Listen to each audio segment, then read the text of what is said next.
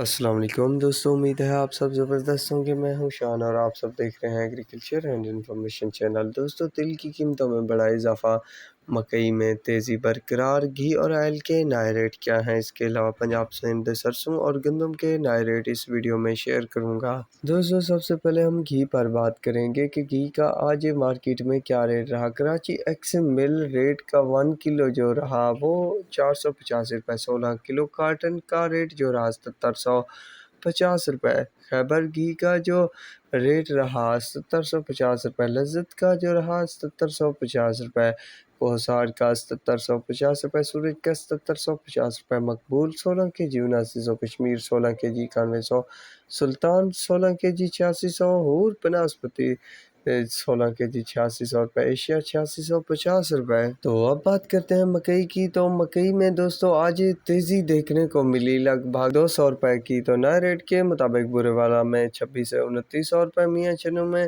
26 سے 2850، چچاوطنی میں 2700 سے 3050 روپے، وہاڑی میں 26 سے 2900، سہیوال میں 26 سے 3000، کروڑ پکا میں 25 سے 2900، عارف والا میں 28 سے 2950، پاک پتن میں 26 سے 2950، میلسی میں 2600 سے 2950، پتوکی میں 2700 سے 3300 روپے تک آج ریٹ رہا مکئی کا۔